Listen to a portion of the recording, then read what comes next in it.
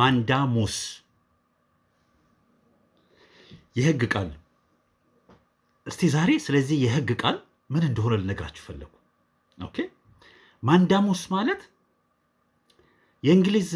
ከእንግሊዝ ሀገር የመጣ የእንግሊዞች ንጉስ የሚጠቀሙበት ቃል ነው። ይህንን ህጋዊ የሆነ ቃል ነው።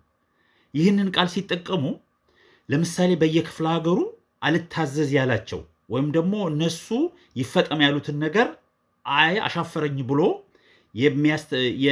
የሚመልስ አካል እንዲገደድ የሚጠቀሙበት ቃል ነው ማንዳሙስ። እስቲ ተመልከቱት ሄዱና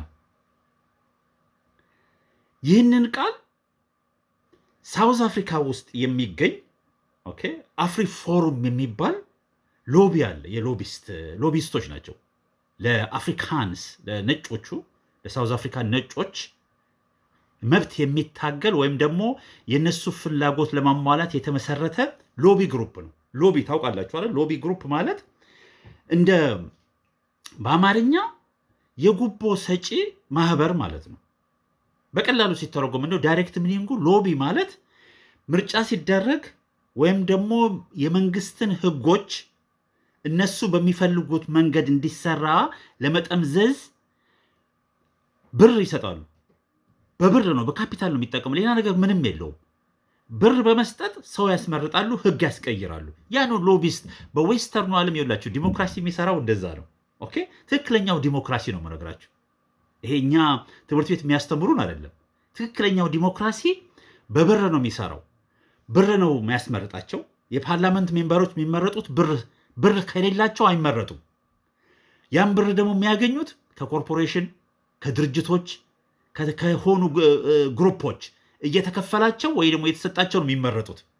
ከዛ ከተመረጡ በኋላ የሚያገለግሉትና የሚያወጡት ህግ ጠቅላላ እነዛ ያስመረጧቸውን አካላት የሚደግፍ መሆን አለበት።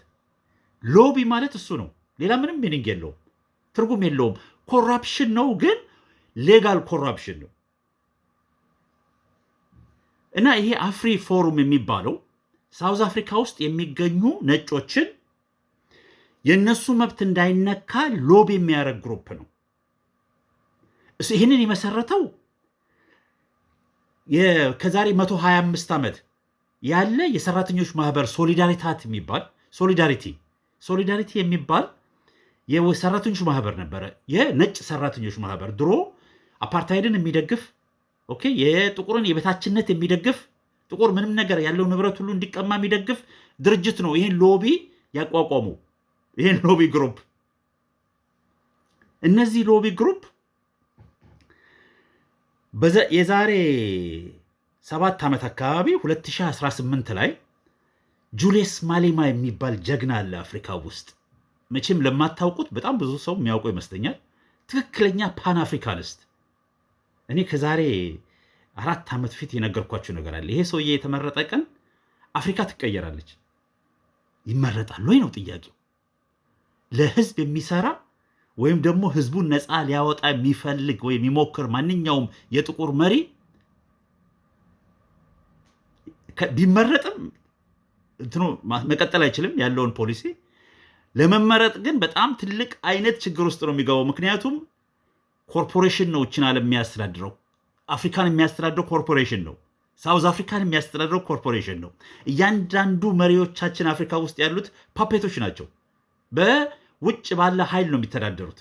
እንዳይወርዱ ድጋፍ ይሰጣቸዋል። ከዛ ግን የራሳቸውን ጥቅም ብቻ ነው የሚያስከብሩት። እንደነዚህ አይነቱ ሲመጣ አንዴ ቴሮሪስት ይባላል፣ አንዴ አገር ሊበጠብጥ የተነሳ ነው ይባላል። የራሱን ህዝብ ያዞሩበታል። እና ይሄ ጁልየስ ማሌማ በ2018 ላይ የሆነ ድግስ እንትን ብለው ሲያደርጉ ሽጉጥ ነው ጠበንጃ እንደሆን ወደ ላይ ተኩሷል። ወደ ሰማይ ነው የተኮሰው፣ ወደ ሰማይ። በሳውዝ አፍሪካ ውስጥ ጠበንጃ ወደ ላይም መተኮስ አይቻልም የሚል ህግ አውጥተዋል። ማን ያወጣው? ነጮቹ ናቸው። አያችሁ፣ ሳውዝ አፍሪካ ነፃ ከመውጣቱ በፊት አፓርታይድ ከመጥፋቱ በፊት ወደ 525 ዳኞች ነበሯት ሀገሪቷ። 325 ሁሉም ነጭ ነው። ከአፓርታይድ በፊት ጥቁር ዳኛ ሊሆን አይችልም። የትም ኦፊስ ውስጥም መሆን አይችልም አይደለ? አፓርታይድ ከወጣ 1994 ነው አይደል የወጡት። ከዛን ጊዜ ጀምሮ እስካሁን ድረስ አሁን በዛሬ ቀን ወደ 260 ነጭ ናቸው ስቲል ዳኞቹ የሀገሪቷን ህግ የሚጽፉት የሚጠመዝዙት ሁሉን ነገር የሚሰሩት 260 ከ3 እንግዲህ እስካሁን ድረስ ከ300 ምናምን ውስጥ 260ዎቹ ጀጆች ዳኞች ነጮች ናቸው።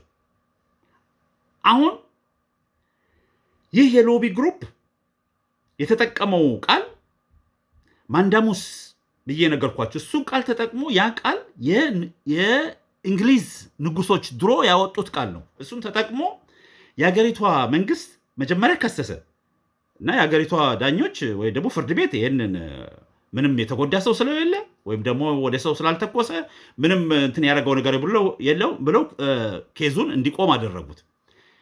ያንን ቃል በመጠቀም ማንዳሙስ የሚለውን ቃል በመጠቀም ኬዙ እንደገና እንዲነሳ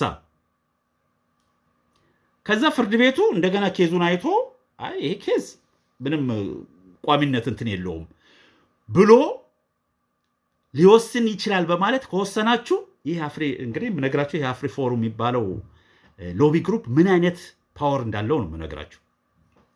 እሱን ምናልባት ያስቆሙታል በሚል ኖሌ ፕሮሲኩዌ የሚባል ደግሞ የላቲን ቃል አለ። ኖሌ ፕሮሲኩዌ እስቲ ሄዳችሁ ተመልከቱት። እሱ ደግሞ ከግሪክ የመጣ ነው። ከግሪኮች ጊዜ ጀምሮ የመጣ ከኤሮፓውያን ማለት ነው። እሱ ቃል ደግሞ ምን መሰላችሁ?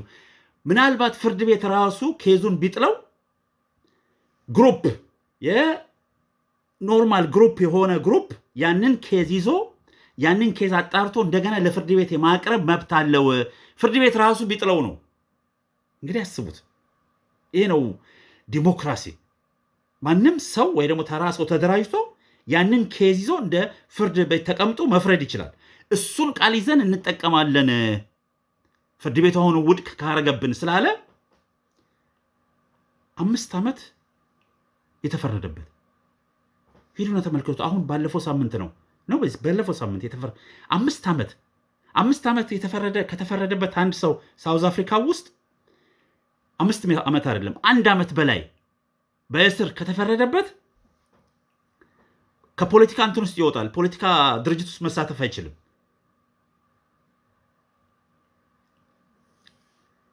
7% ነጮች የሚኖርበት ሀገር ነው እንዲህ የሚያደርጉት።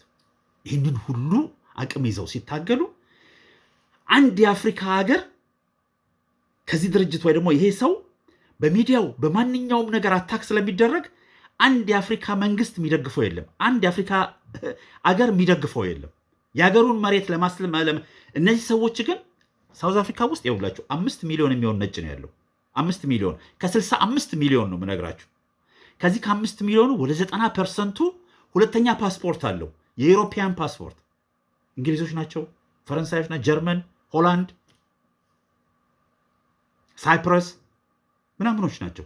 ከዛ ነው የመጡት ድሮ እና ፓስፖርት አላቸው። ሌላ ፓስፖርት ግን ሳውዝ አፍሪካዊ ናቸው።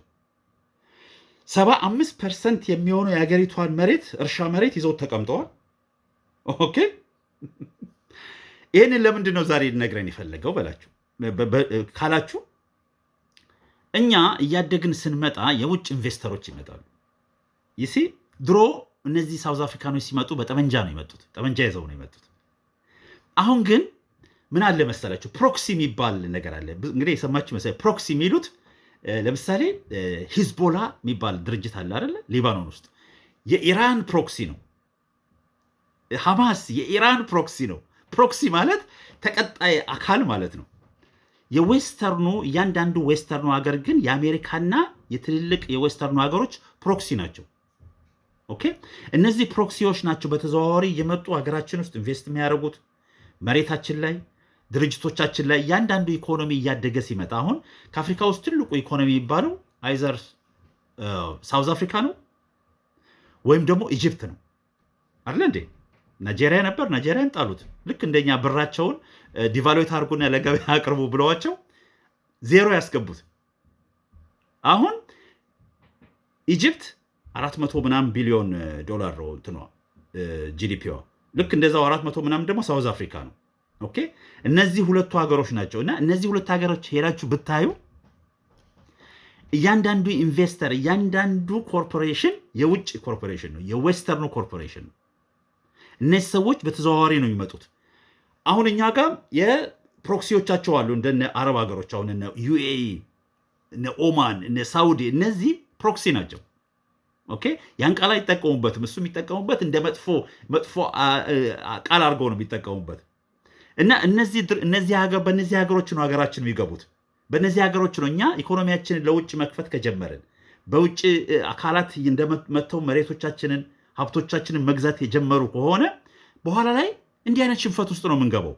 ኦኬ እና አሁን ይሄ ሰውዬ ያውቃሉ ጠቅላላ አፍሪካ እንደሚቀይር ያውቃሉ። ይሄ ሰውዬ ፓን አፍሪካኒስት እንደሆነ እንዲህ አታክ ሲደረግ እንዲህ አይነት ነገር ውስጥ ሲገባ አንድ ሀገር ወይ ደግሞ አንድ ሌላ ህዝብ የራሱ ሀገር ህዝብ ራሱ አይደግፈውም ያለው። በጣም ነው የሚያሳዝን። ሁላክ